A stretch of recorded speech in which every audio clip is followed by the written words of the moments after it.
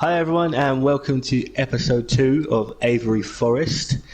This week, it's been my turn to host the park and build something.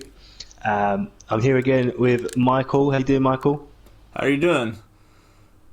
I'm not too bad, thank you. How's your week been? Oh, it's been good. Been good. I've been excited to see what you were able to get done. I know you showed me some pictures, but it really looks amazing.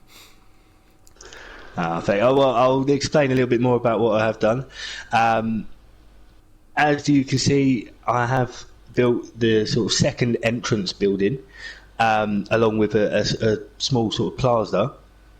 As you come over the bridge, you sort of walk into this open space where, at the moment, we've only got a sort of medical centre on the left. We've got some toilets on the right.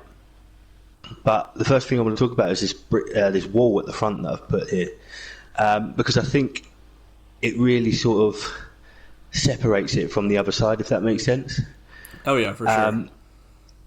And I mean, I've seen this sort of technique used quite a lot, even in real parks. Obviously, you see this type of wall with a fence going around the edge, especially when there's lakes and stuff in parks. And I don't think it turned out well.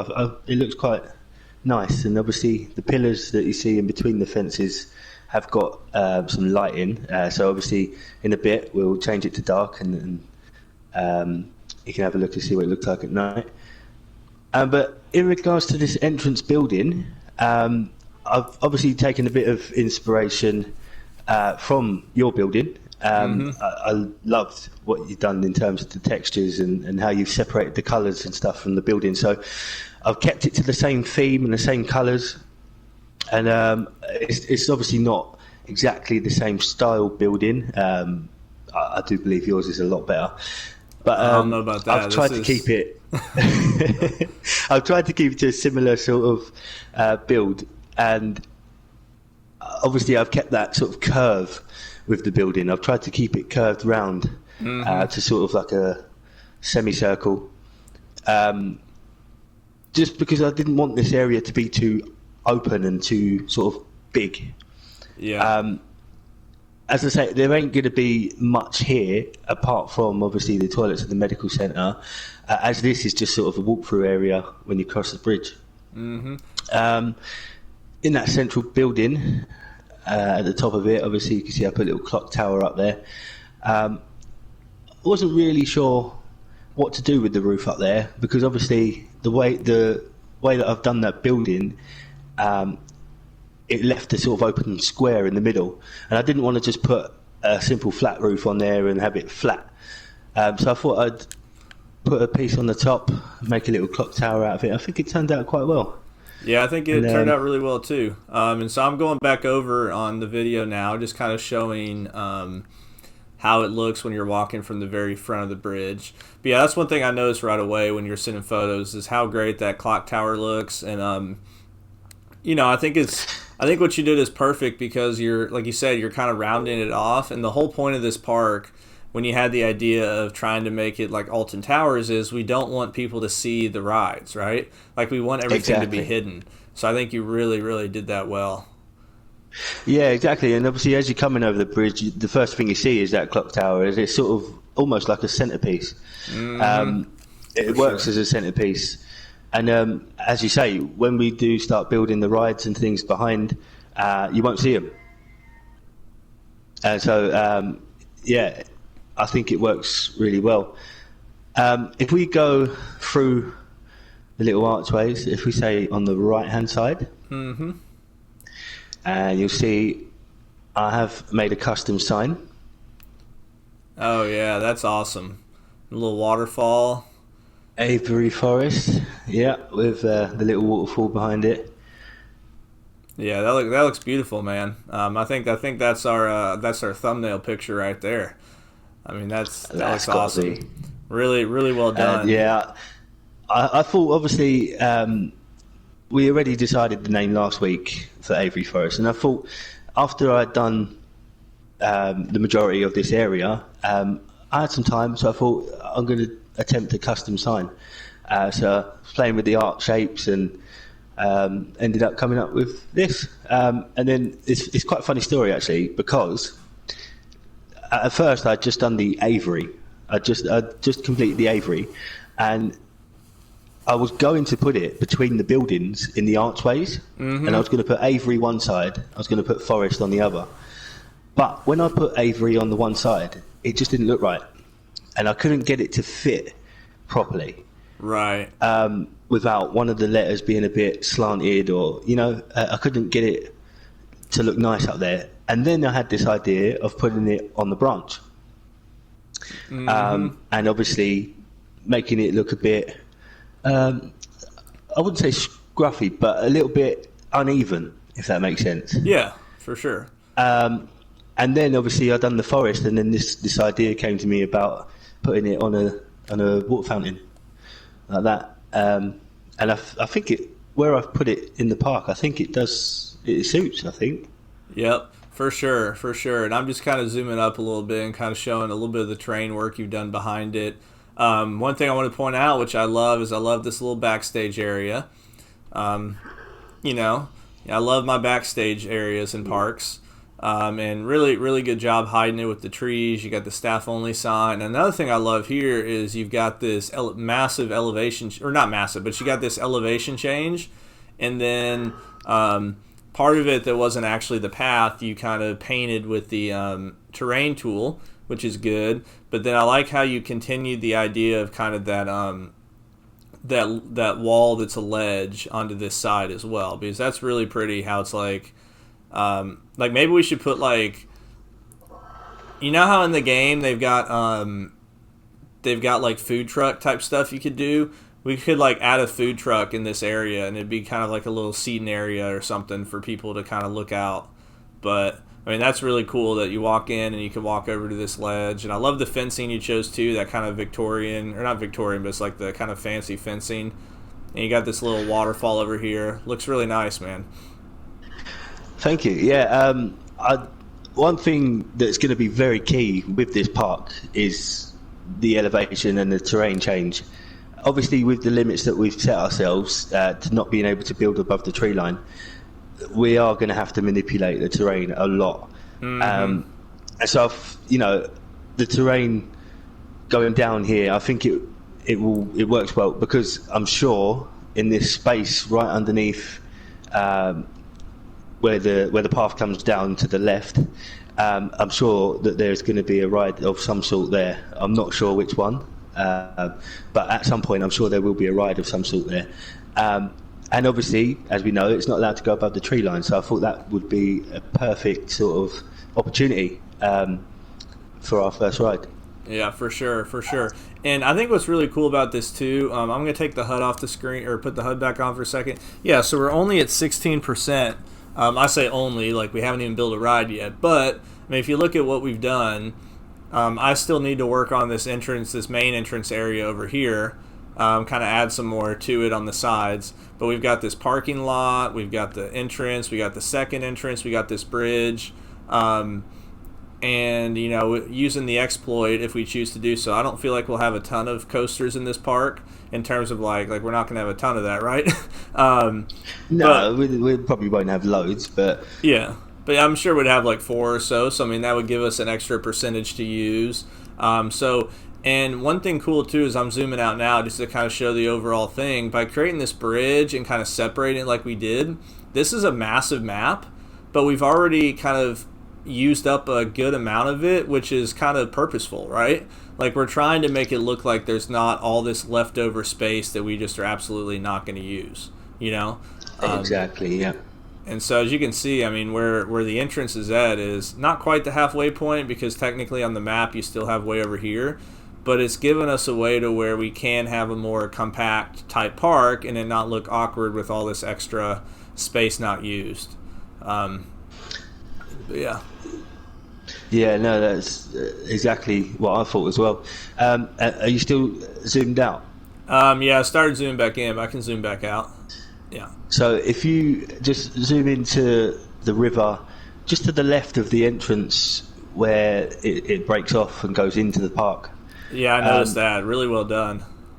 I sort of had an idea, because I used to watch all these different like nature programs and sort of expedition programs, and I got the idea for this through watching some of those programs. And I thought, if you like go down here, it's just sort of like a dense forest. And like, if you imagine like rowing a canoe or something down here, and all you can see is trees either side of you and river in front, and then obviously where this sort of fountain came from, I just thought of like, obviously we needed to get the terrain level down and the river sort of down, and so I thought, obviously with the way that the terrain tool works and this and the water, you can't have it on two levels or sort of a slope, if that makes sense. Yeah. And so to get the water to look as if it was going down to the bottom, obviously I thought, what's better than a small sort of waterfall, or like I think they call it white water. Is it rapid water or rapids? I don't know. Yeah, but, river rapids. Yeah, that sort of river rapids. That's it. Yeah. So that sort of filled to that little waterfall bit there, and as you can see at the bottom of the waterfall, there's obviously the little pond, and then the river continues on, which I'm sure will continue on throughout the park. Yeah, really well done. Yeah, I was joking around with him this week that I have to step my game up this next week. So this is yeah, it's funny. We spent 2 weeks on this. Well, I mean a little more than 2 weeks in terms of the amount of time, but we've each had a turn at this, and yet no rides have been built yet. But I'm sure that'll change this next week. I'm sure that will. Yeah. So what I was planning on doing is I got some really good feedback from some of you guys. So I'm gonna kind of finish out this main entrance area. Add some buildings on the side. I'll probably, Corey, kind of do something similar to what you did in terms of just kind of having it angle that way. And then I'm probably going to try to play around with some different fencing here, because I'm looking now at the wooden fence around the car park. And I'll probably look at chain link fence, or maybe just lower it and kind of see how that looks. Because, somebody said you don't want it to feel like they're necessarily trapped in. So it's like, yeah, I totally understand that. And then I thought about building, because somebody mentioned, building kind of like a covered walkway where you first initially enter the park. And so that'd be kind of a cool thing to kind of look at doing. Definitely, yeah. Yeah. So and then obviously I want to kind of look at doing a ride. So we'll see how that goes. Yeah. Do you have any idea of what kind of ride yet, or are you keeping that secret? I got a couple of thoughts in my head. I kind of one of the things that kind of came to my mind was, at Silver Dollar City, which I was at a couple weeks ago. They got all their coasters. Like, it's amazing because they all have. They go above the tree line, but for a lot of them, they might have like a 150-foot drop, but yet they're 120 feet off the ground when they start to go on the drop, right? So it's all about the elevation change. And so, I thought about doing like a max spinning coaster, or just kind of looking at some different things, or potentially a launch coaster that looks like it doesn't have that big of a hill, but kind of goes down into a valley or something. So we'll see. That's kind of my initial thought. Well, I'm very excited to see what you come up with. Yeah, for sure. Should we have a look at the park at night? Yeah, let's do that. Probably should have done that before now, but let's see. Yeah, so... Alright, so I love these lights that you chose. All the options you did were good, but I think this is the best one, just kind of... Because they're kind of hidden in there, right? To where you don't really notice them during the daytime. So I think that's really well done. Exactly, yeah. Yeah, so that's what I sort of thought. You see... in a lot of places, actually. Have you ever seen those sort of fountains that are in the floor? Yeah. I think we've got a couple of them at some of our seasides over here, and the lights are in the floor as well. Mm-hmm. And that's sort of where I got the idea to put the lights in the top of the pillars, because then obviously it gives off the light that we want it to give off, but it's not that noticeable. there's not a big bulky light there, if that makes sense. Mm-hmm. Yeah. And that's sort of why I went with that one. And I don't know if you've noticed, but I did put some lighting on the bridge. Yeah, I think that looks really good because it's not overly done to where like you can't necessarily tell during the daytime, but it looks really good at night because it's enough light. I mean, it's, I think who was it? Coaster Creations or Ted was saying one time that a lot of the parks in the UK kind of close before nighttime, right? So yeah, a lot of it's not like the parks need to be that lit up.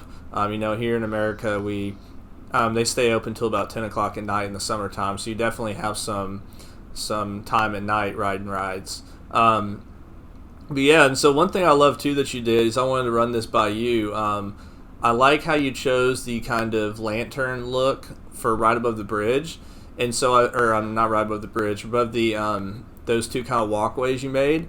And so, what do you think about like carrying that style of lighting throughout the park? Because I like how we've got kind of the main white lights on the bridge, because the bridge doesn't necessarily look like rustic or westerny in a sense, right? But then it's almost like all of a sudden then you get to the building that looks different and the lighting changes. So it's kind of like a mood change. You know what I'm saying?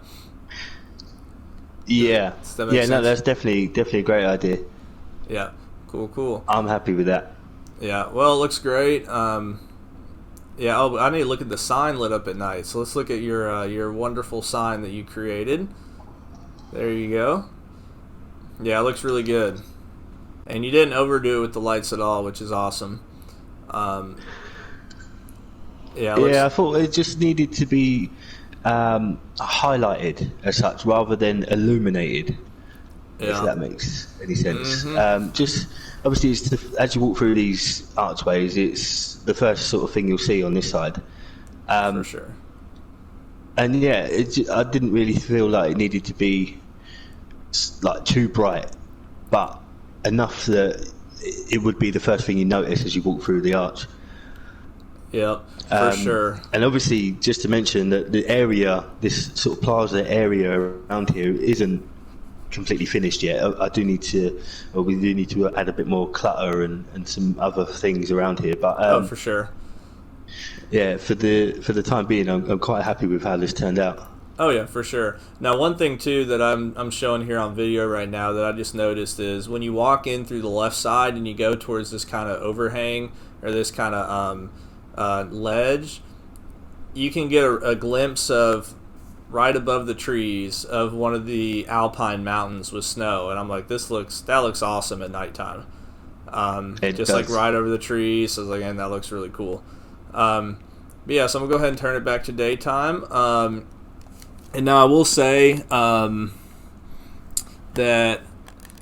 I am going to be out of town for a couple of days this next week, so I'm going to try to get as much of this done as I can before we leave, and maybe we'll be able to meet up and film another session before, because if not, I don't know if I'd be able to have it filmed, because I'm driving back on Tuesday. And so since I'm 6 hours behind you, I don't know if we'd be able to film it before the Wednesday time slot, but I'm going to try as hard as I can to get it done, though. So just wanted to update you guys on that. Awesome. Right, I mean, that's pretty much everything for this episode, I think.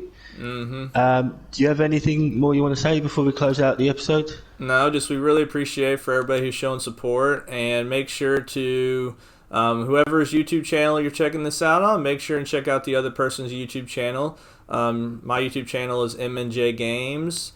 And then we've also got Corey, yours is WebbGaming, and the links are on the screen. And I believe we're both going to be putting the links in the description part of our video. And so we really appreciate all the support and everything, and hope you guys enjoy this episode. Excellent. And just to add on the end of that, just to highlight what Michael said, we really appreciate all the support, and especially all your comments and your suggestions, and in helping us to improve. For sure. We said from the beginning that we're going to learn a lot from each other, and it does really help when you put your suggestions in, because we can learn a lot from other players of Planko as well. So yeah, thanks very much, everyone. All right, guys. Hope you all have a great rest of your day, and see you next week.